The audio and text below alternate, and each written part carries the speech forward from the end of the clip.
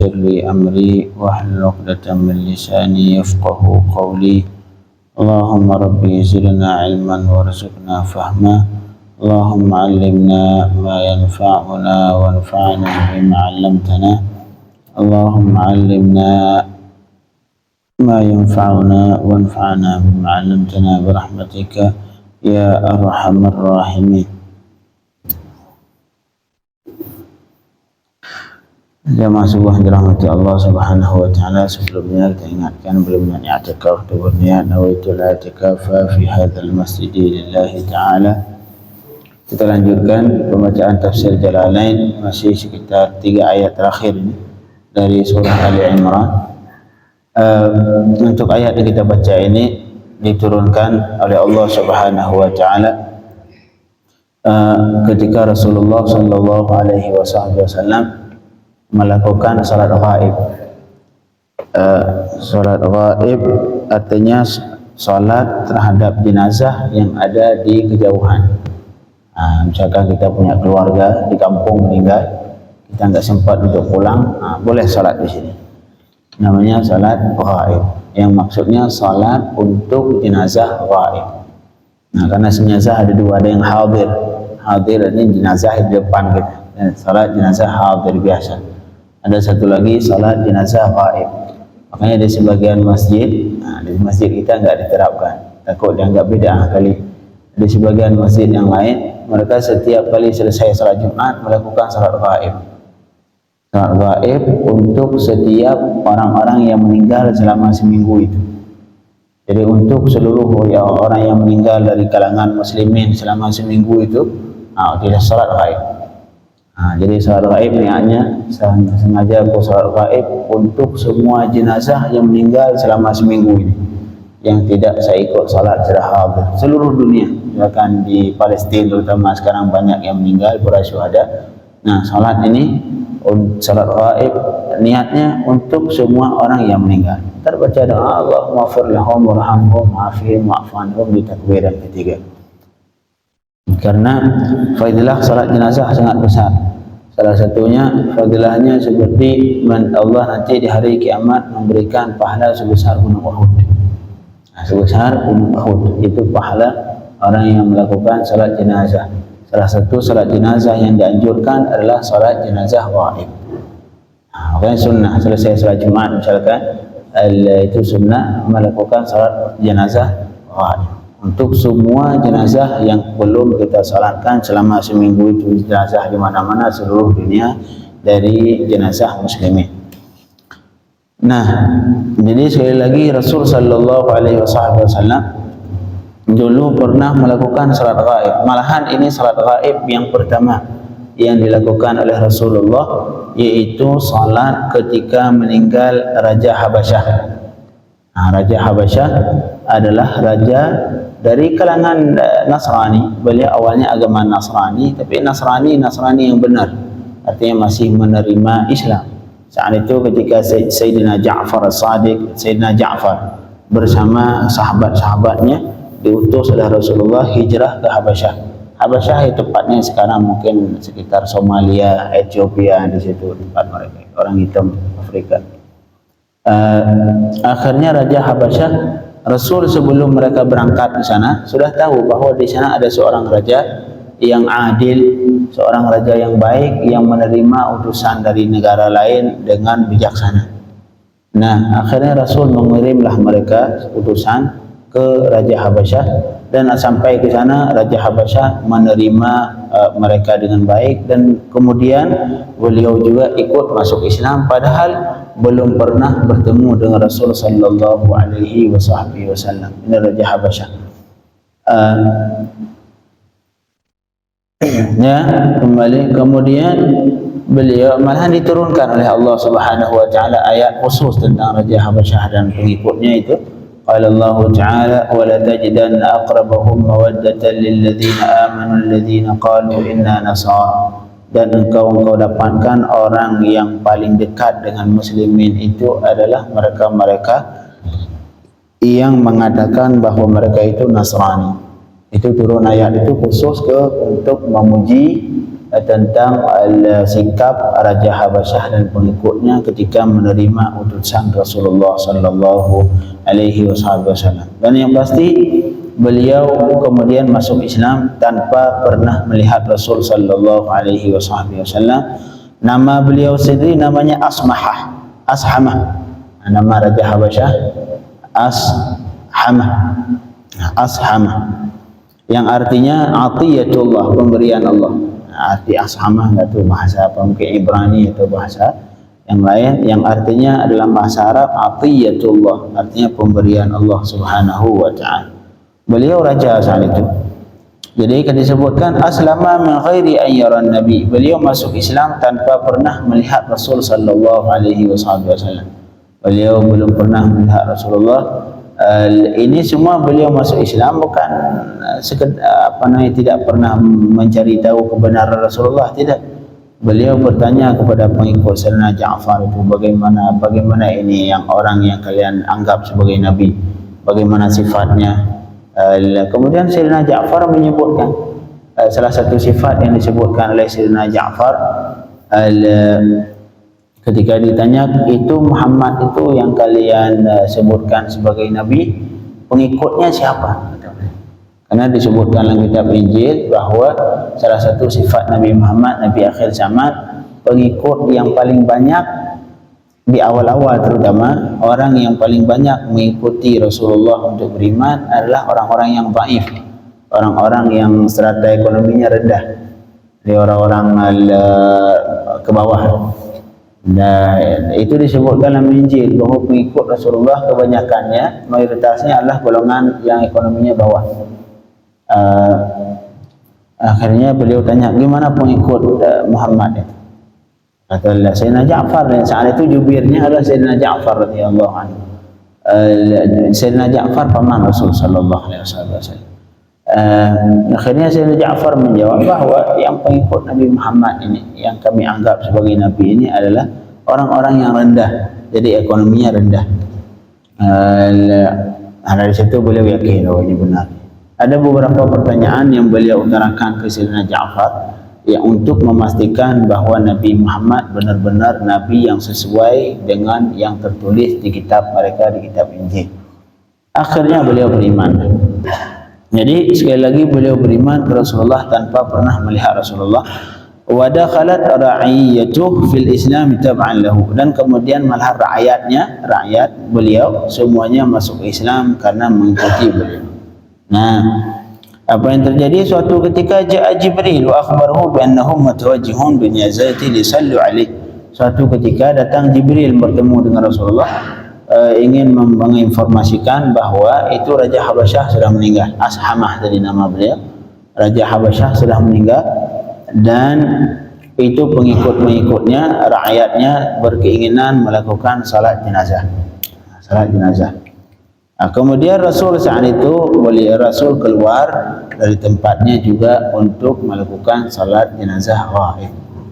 Jadi salat jenazah ghaib pada saat itulah dituduh. Nah, ketika Rasul salat jenazah gaib ke orang yang belum pernah beliau lihat, ke jenazah ke orang yang belum pernah beliau temui, disitulah timbul permasalahan di kalangan Yahudi. Mungkin saya itu mereka memperhatikan sikap Rasul. Akhirnya mereka tidak menerima ini Muhammad ini enggak jelas. Salat ke orang Raja Habasyah, karena versi Yahudi mungkin Habasyah itu dituduh masih kafir.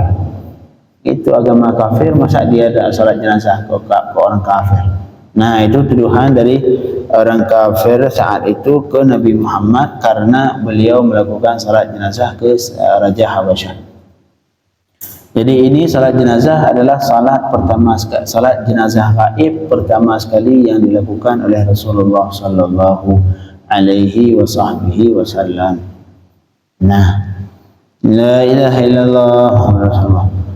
Kemudian turunlah ayat ini ketika orang kafir saat itu yang ada di Madinah mengomentari tentang sikap Rasul melakukan salat jenazah ke Raja Habasyah ini, yang menurut orang kafir di Madinah mungkin mereka Raja Habasyah masih dianggap orang kafir kali, masih dianggap Nasrani. Jadi mereka menuduh Rasulullah salat jenazah ke orang Nasrani, ke orang Nasrani. Turunlah ayat ini. Qala Allah Ta'ala, a'udzu billahi minasyaitonir rajim. Bismillahirrahmanirrahim. Wa inna min ahlil kitab laman yu'minu billah wa ma unzila ilaikum wa ma unzila ilaihim. Dan sesungguh sebagian dari ahli kitab itu, kata Allah, ada orang yang beriman ke Allah, seperti Abdullah bin Salam dan sahabatnya, dan seperti Raja Najasyi. Jadi kata Allah, sebagian ahli kitab ada yang beriman ke Allah Subhanahu wa Ta'ala. Wa ma unzila ilaikum, dan dia beriman ke apa yang diturunkan kepada kalian, yaitu Al-Quran. Wa ma unzila ilaihim, dan mereka beriman juga terhadap apa yang diturunkan kepada mereka, yaitu At-Taurah dari kalangan Yahudi atau Injil dari kalangan Nasrani. Khashi'ina lillah, mereka itu khusyuk, mutawadhi'. Mana khusyuk artinya tawadhu'. Tawadhu' mereka ke Allah Subhanahu wa Ta'ala, merendahkan diri di hadapan Allah Subhanahu wa Ta'ala. La yashtaruna bi ayatillahi thamanan qalila, mereka itu tidak pernah membeli ataupun menukar dengan ayat-ayat Allah akan thamanan qalila, akan harga yang sedikit. Harga yang sedikit artinya dari kesenangan dunia. Jadi Allah Subhanahu wa Ta'ala di sini tidak memukul rata, karena salah satu kesalahan dari manusia biasanya memukul rata. Oh, ini orang ini semuanya enggak jelas. Orang misalkan kalau orang apalagi kalau yang kadang-kadang ras, yang salah satu orang tapi yang disalahin satu suku. Oh, ini orang Jawa satu, dia kebetulan kawan ini orang Jawa ini memang enggak semua enggak manfaat. Nah, ini salah satu contoh kesalahan yang kadang-kadang kita lakukan tanpa sadar. Apalagi misalkan ras, ini orang Aceh ini semua enggak jelas. Nah, ini contoh padahal yang salah satu orang, tapi yang akhirnya kita pukul rata. Allah Subhanahu wa Ta'ala tidak demikian. Allah ketika membicarakan tentang Yahudi Nasrani tidak memukul rata. Ada yang baik, Allah sebutkan baik. Di sebagian ayat yang lain juga, innal ladzina amanu wal ladzina hadu wan nasara was sabiin man amana billahi wal yawmil akhir. Ada sebagian mukmin Yahudi, Nasrani, sabiin, ada yang beriman ke Allah. Dipuji sama Allah.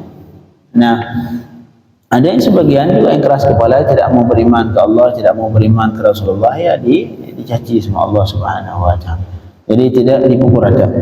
Jadi kata Allah, sebagian dan sesungguh sebagian dari ahli kitab Yahudi dan Nasrani ada yang beriman ke Allah Subhanahu wa Ta'ala, dan beriman ke kitab yang diturunkan kepada kalian Al-Quran, dan beriman ke kitab yang diturunkan ke mereka itu Taurah dan Injil. Khashi'in, malahan mereka kata Allah tawadhu' lillah. Al-khashi'in artinya mutawadhi'in, mereka rendah diri di hadapan Allah Subhanahu wa Ta'ala, taat kepada perintah Allah. Dan mereka la yashtaruna bi ayatillah, mereka tidak pernah menukar ayat Allah dengan harga yang sedikit dari dunia, tidak pernah. Di ayat yang lain ketika Allah mencaci sebagian ahli kitab yang jual ayat Allah, Allah sebutkan seperti faminhum fawailul lilladzina yaktubuna alkitaba bi'aydihim, celakalah orang-orang yang menulis kitab dengan tangan mereka. Ini Allah caci Yahudi dan Nasrani. Allah hina Yahudi dan Nasrani yang merusak alkitab yang mereka punya. Tapi seperti di sisi yang lain Allah memuji ahli kitab yang tidak menjual ayat Allah Subhanahu wa Ta'ala. La yashtaruna bi ayatillah thamanan qalila, yang Allah mereka tidak pernah menjual ataupun menukar ayat-ayat Allah akan harga yang sedikit dari dunia. Maksud menukar ini bi an yaktumuha khaufan 'ala riyasah. Ini maksud mereka menukar ayat Allah untuk mendapatkan kesenangan dunia. Artinya mereka menyembunyikan ayat Allah. Mereka menyembunyikan ayat Allah karena khawatir hilang kepemimpinan. Mereka pemimpin semua dipuji-puji semua kaumnya. Kalau mereka perlihatkan yang asli isi Taurat, otomatis pengikutnya ntar bakal ngikut Nabi Muhammad semua, yang kepemimpinannya hilang. Itulah yang dikhawatirkan sama mereka. Akhirnya mereka menjual ayat Allah, mereka sembunyikan untuk mendapatkan kenikmatan dunia. Kata Allah Subhanahu wa Ta'ala, ini orang-orang yang ahli kitab yang beriman ini, ulaika lahum ajruhum, mereka itu bagi mereka dapat pahala mereka, inda rabbihim, di sisi Tuhan mereka, malahan yu'tunahu marratain. Ini kelebihan ahli kitab. Kelebihan ahli kitab yang beriman ke Allah, yu'tunahu marratain. Nanti pahala yang diberikan mereka 2 kali. Seperti disebutkan dalam surah Al-Qasas. Kata Allah Subhanahu wa taala, ulaika yu'tawna ajrahum marratain bima sabaru. Mereka itu akan diberikan pahala 2 kali. Pahala 2 kali. Karena berat dari kalangan Nasrani, kemudian dia beriman ke Allah Subhanahu wa taala, mau meninggalkan agama yang dasarnya, beriman ke Nabi Muhammad, berat. Buktinya Nasrani sekarang ini sekeliling kita jarang mau masuk Islam. Karena kalau kita ini Muslim, Muslim walaupun Muslim KTP, Muslim kebetulan lahir dari rahim yang Muslim. Tapi coba kalau misalkan kita bayangkan kita lahir dari rahim yang bukan Islam, belum tentu kita Islam sekarang. Karena berat sekali kalangan Nasrani ataupun Yahudi untuk berpindah menjadi Muslim. Itu hal yang paling berat. Makanya nanti di hari kiamat untuk mereka ini ulaika yu'tawna ajrahum marratain. Mereka diberikan pahala 2 kali. La ilaha illallah. Ulaika lahum ajruhum. Mereka itu bagi mereka nanti di hari kiamat ada balasan amal mereka inda rabbihim, di sisi Tuhan mereka. Cuman khusus ke mereka ini yu'tawnahu marratain. Diberikan pahala khusus ke mereka marratain 2 kali. Kalau yang lain sekali, mereka double 2 kali. Ini karena besar perjuangan dari kalangan Nasrani yang rela meninggalkan agama dasarnya berpindah ke Islam. Kalau kita alhamdulillah, cuma kebetulan aja alhamdulillah lahir rahim Muslim, kita Muslim. Enggak tahu kalau misalkan kita lahir dari dalam rahim orang kafir misalkan, mungkin 80% kita enggak beriman ke Allah Subhanahu. Kemudian Allah sampai lanjutkan, innallaha syari'ul hisab, sesungguh Allah yang cepatlah hisabnya. Artinya yuhasibul abda khalqa, Allah menghisab makhluk fi qadri nisfi nahar, dan di dalam kadar setengah hari dari hari-hari dunia. Jadi setengah hari, sehari 12 jam cuma 6 jam. Allah menghisab makhluk. La ilaha illallah. InsyaAllah besok kita lanjutkan dengan perintah terakhir dari dari Allah Subhanahu wa taala dalam surah Ali Imran, yaitu perintah sabar dan perintah untuk berjihad di jalan Allah Subhanahu wa taala.